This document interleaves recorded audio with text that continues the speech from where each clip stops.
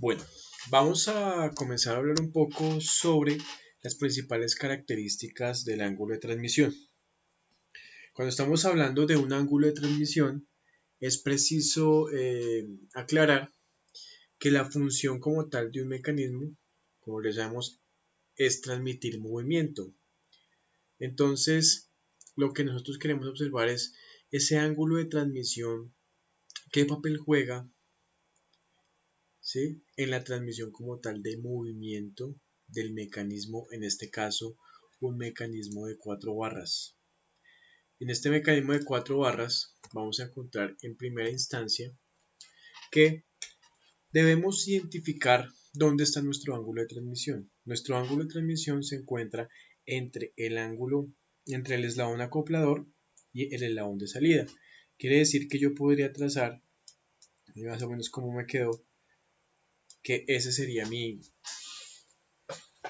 ángulo de transmisión entre el acoplador y el eslabón de salida, que sería este mismo μ, ¿correcto?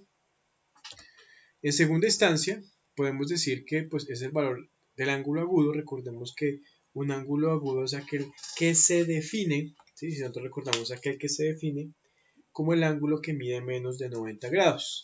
Más adelante vamos a ver cuáles son los valores óptimos de nuestro ángulo de transmisión, ¿sí? Cuánto es el valor óptimo del ángulo de transmisión máximo, cuánto es el mínimo y bueno, y cómo influye eso como tal en la transmisión de movimiento de nuestro mecanismo.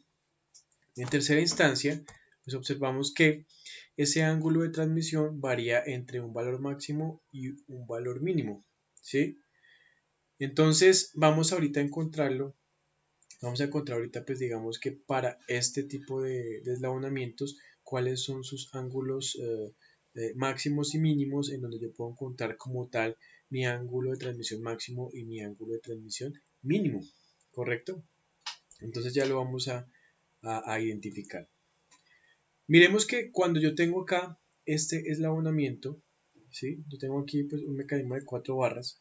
Ese mecanismo de 4 barras, pues fíjese que de una u otra manera, cuando nosotros tenemos aquí un torque 2, ese torque 2 como tal, lo que va a producir en el mecanismo va a ser una fuerza colineal estática. Y esta fuerza colineal estática lo que me está diciendo que es una fuerza de 3 hacia 4. Y esa fuerza de 3 hacia 4 digamos que va a cooperar de una u otra manera, pues con el torque 4 que observamos acá. ¿Correcto?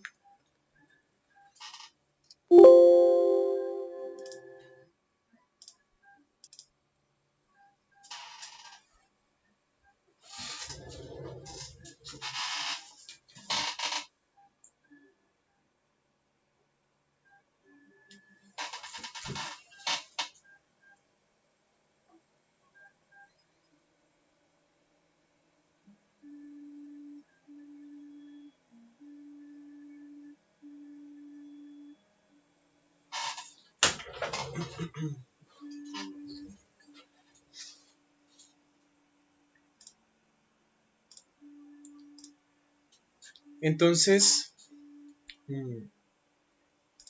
miremos que esa fuerza que hablábamos ahora, que la fuerza colineal estática, pues tiene dos componentes. Una componente radial y una componente tangencial. De una u otra manera vamos observando que, de acuerdo a lo que me preguntan acá, que qué componente es deseable y cuál no, pues podríamos decir de entrada que la que cooperaría a que tuviéramos un movimiento continuo entre Fr y Ft, digamos que la que cooperaría por ejemplo con T4, pues sería la fuerza tangencial. Quiere decir que de una u otra manera tendríamos que observar o tendríamos que verificar cuál sería el ángulo μ que me permitiría tener una fuerza tangencial mayor y asimismo poder disminuir como tal la fuerza radial. Entonces miremos que nosotros podemos decir o podemos analizar la siguiente pregunta que me dice cuál es el aporte de la componente tangencial y la componente radial. Entonces veamos que esta componente tangencial me apoyaría como tal el movimiento o me promueve el movimiento como tal del mecanismo, y la fuerza radial de una u otra manera, si la fuerza radial es mucho mayor que la fuerza tangencial, esta fuerza radial como tal pues haría todo lo contrario, impediría de una u otra manera el movimiento. O puede que se permita el movimiento, pero tenemos mayor fuerza radial si nosotros hablamos, por ejemplo, estructuralmente, ¿sí? Qué sé yo, digamos que tenemos, por ejemplo, aquí un rodamiento, ese rodamiento podría ser afectado como tal por esa fuerza radial. ¿Sí me van a entender? Entonces, miremos que otra pregunta acá interesante que se dice, según la gráfica, ¿cuál sería el mu óptimo? El mu óptimo. Fíjense que si nosotros decimos que en nuestra fuerza tangencial, nuestra fuerza tangencial es 3,4 por ser 9 mu, si nosotros decimos que, por ejemplo, ese ángulo, digamos que sea 90. Si este ángulo es de 90, ¿qué pasa? Pues vemos que la componente tangencial sería mucho mayor, porque si vemos que coseno de 90, pues nosotros sabemos que coseno de 90 es igual a 0. Por consiguiente, si decimos que si este seno o el ángulo mu es de 90, pues tendríamos una componente óptimo o una componente óptima. Podríamos decir que la componente deseable es f de t y decimos que el ángulo óptimo pues sería ¿cuánto? Pues 90. De ahí que lo tengamos o no, pues lo que tenemos que revisar. Ahora bien, la otra pregunta, ¿qué pasa si mu es menor a 45? ¿Sí? Si mu es menor a 45, pues nosotros vamos a observar que ¿quién va a aumentar? Va a aumentar la componente radial, ¿sí? Entonces, como aumenta la componente radial, pues de una u otra manera, como les decía, pues puede que él se siga moviendo, pero vamos a tener algunas dificultades, por ejemplo, en los puntos, por ejemplo, este punto D, dependiendo del elemento estructural que nosotros tengamos en ese nodo. Entonces, nosotros podemos concluir de una u otra manera que la finalidad del ángulo de transmisión es promover un movimiento suave y una buena transmisión de fuerza. Y esa buena transmisión de fuerza, pues piense que la transmisión 3,4, ¿cierto? Y esa transmisión de fuerza, pues se descompone, o esa fuerza, se descompone en la fuerza tangencial y en la fuerza radial. Entonces, miren lo que les decía, si aumenta FR, pues incrementa la fricción en la junta y no contribuye al par de torsión, lo que hablábamos anteriormente. Entonces, miren que me dice acá, de una u otra manera, comenzando a analizar nuestros mecanismos, que tengamos en cuenta estos puntos para poder analizar el ángulo de transmisión. Me dice primero, tenga en cuenta, fuerza que ejerce 3 sobre 4. Entonces sabemos que, digamos que este es 3, este es 4, tenemos una fuerza colineal estática que sería una fuerza colineal en el punto B como lo graficamos anteriormente. Segundo, ángulo de transmisión comprendido entre las componentes de velocidad lineal de los eslabones 3 y 4. Miren que acá me están diciendo, mire, usted puede encontrar su ángulo de transmisión que es entre el acoplador y es entre el de salida, pero usted también puede encontrar su ángulo de transmisión en función de las velocidades. ¿Qué quiere decir eso en función de las velocidades? Permítanme, voy a salir un momento acá de la presentación y voy a decir que, por ejemplo, más o menos, ahí vamos a decir que es una velocidad, digamos que una velocidad relativa en este punto B, y vamos a decir que acá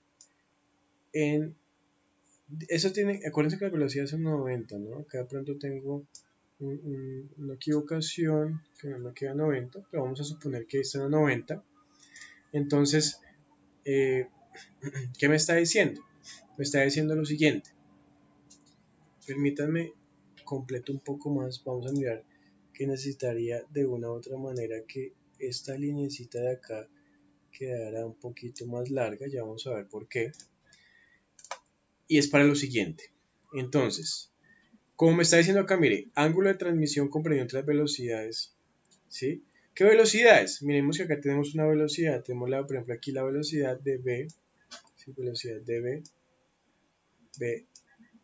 VA, que es una velocidad relativa que ya veíamos, y podemos decir que esta es la velocidad de v, que es una velocidad absoluta.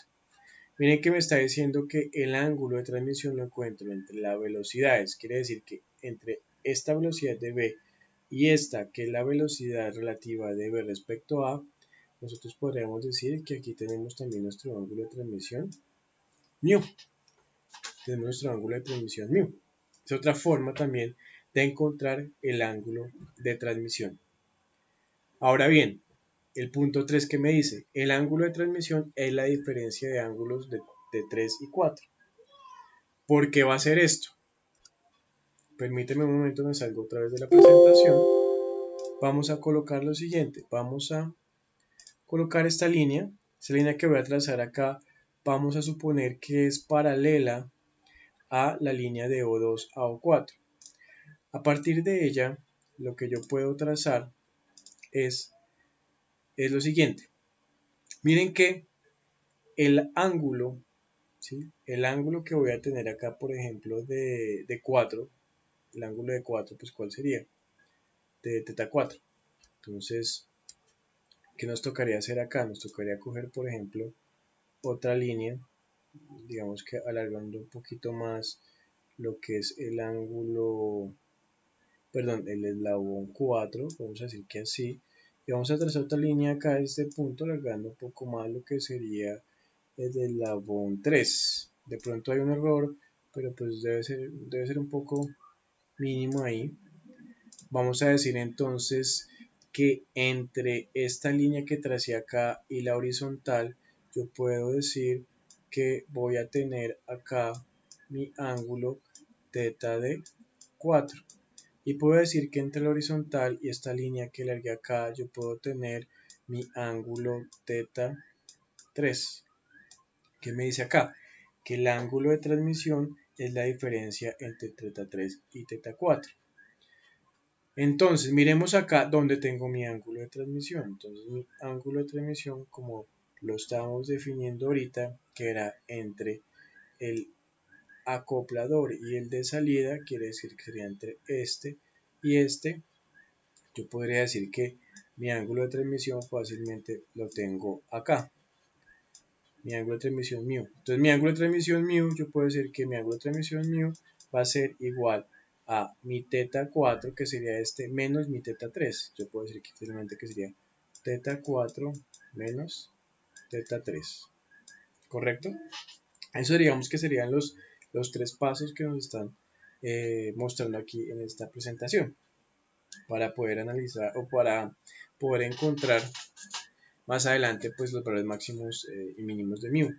Fíjense que de una u otra manera vemos que tanto el ángulo de transmisión como la variación de estos ángulos es función de quién? Es función de θ2, que va a ser la entrada de nuestro mecanismo y por el cual pues, va a variar pues, sus ángulos. ¿Sí? Entonces, tengamos en cuenta o recordemos las siguientes consideraciones, haciendo un resumen. Primero, se necesita mover el eslabón 4, ¿sí? Si muevo el eslabón 4, lo que quiero lograr como tal es tener un movimiento continuo. Segundo, ¿cómo logramos ese movimiento continuo? Entonces recordemos lo que eso se logra a través del empuje entregado del eslabón 3 hacia el eslabón 4 por medio de la fuerza colineal estática de 3 a 4. ¿Correcto? Entonces, ¿todo esto para qué? Para verificar qué tan buena es la transmisión de fuerzas para transmitir un movimiento deseado en este caso en función de θ2 y qué tan suave es el movimiento. Es como tal el resumen de lo que vamos hasta el momento de lo que es el ángulo de transmisión, ¿correcto?